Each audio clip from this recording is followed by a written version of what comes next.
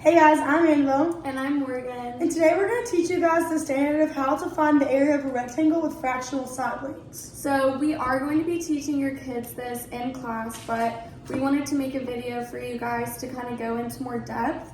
And to go into more depth with the standard itself, we wanted to state exactly what the goal of it is. So it states, find the area of a rectangle with fractional side lengths by tiling it with unit squares of the appropriate unit fraction side lengths, and show that the area is the same as it would be found by multiplying the side lengths. Multiply fractional side lengths. So it's kind of wordy, but we kind of simplified it into this overall kind of lesson.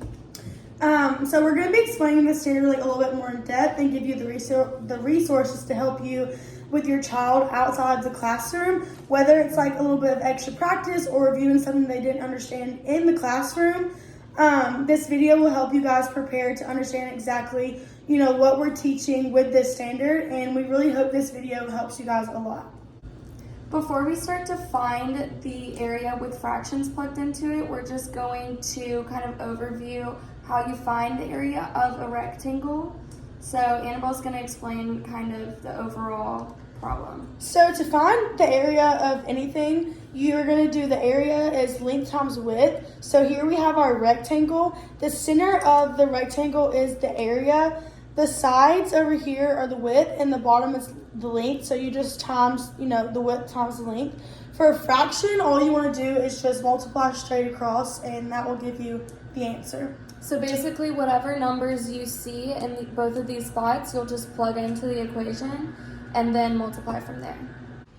Now we're going to explain to you guys how exactly you multiply a fraction. So the equation for multiplying a fraction is a over b times c over d, which that equals a times c over b times d. A and c are both the numerators of a fraction, and b and d are both the denominators of a fraction. So now we're going to be showing you guys an example. So the first fraction that we're going to use is going to be 1 over 3, which we're doing still labeling the numerator and denominator. And then it's going to be multiplied by 7 over 8. Excuse my color mix-ups. And then you are going to multiply straight across for both.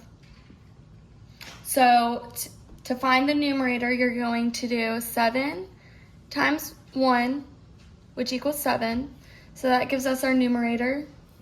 And then you're going to do 8 times 3, which equals 24. And that is going to be our denominator. So as you can see, you just multiply across both the numerator and denominator, and you get your final fraction, which also will be your area in this case.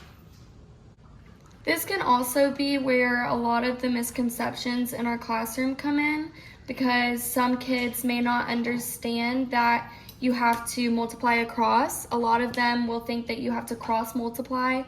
Also, some of them may not know exactly what a numerator or a denominator is, but it's important to explain that each fraction is a part of a whole, and you are combining them to make one whole. As we just say, when you're multiplying a fraction times a fraction, you're actually finding a part of a part.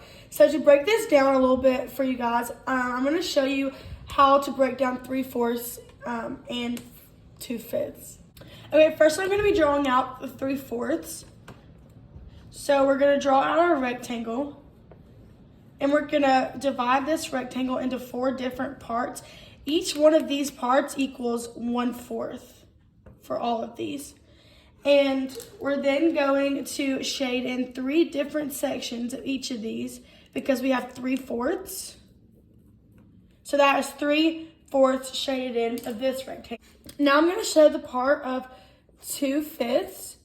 So drawing out our rectangle once again, we're going to break down this rectangle into 5 different sections.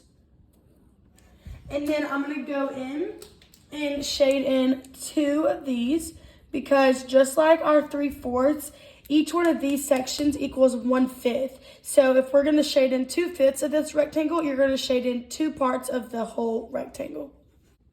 To combine our two pieces together, we're going to draw another square that is going to represent both of these illustrations. So to draw out 3/4, once again, we're going to do 4 sections vertically. And then to illustrate 2/5, we're going to do 5 sections horizontally. And then next, we're going to be coloring it in the same way that we did previously. So for the 3/4, you're going to be drawing 3 rows for 3/4 since each row is 1/4. And then for the 2/5, you're going to be drawing in 2 rows as well. As you can see, when we overlap the two models, we now have 20 squares in total. And you can see that the 3/4 and the 2/5 intersected and formed 6 different squares, which we've labeled green. And this shows that we have 6 out of 20, which could also be 6/20. So by tiling in the rectangle this way, it makes it really easy for the kids to understand and visualize the area of, in this case, the yard. So you can also find the area by going back to our review earlier in the video when we explained multiplying fractions. So Annabelle is going to be showing how you can get the area in this situation by just multiplying the fractions. Just like she stated at the beginning of the video when we told you guys how to multiply straight across. So if you're going to multiply straight across, you're going to start with your 3/4 fraction times to your 2/5. And to get your answer, you're just going to multiply straight across. 3 times 2 equals 6. And multiplying this straight across, 4 times 5 also equals 20. So that gives you your answer of 6/20, just like we did with our tile blocks. Thank you guys so much for watching our video. We really hope that this helped you guys understand how to find the area of fractional side lengths. And we also are going to be attaching some worksheets that you can print out and do with your kid. We really encourage you to try to find the area using both of the ways that we showed you, whether it's using fractions to just multiply across or using block tiles to illustrate and kind of show a better visual of how to find the area. But if you have any questions, you can always email us or call us. And yeah, thank you. Thank you guys.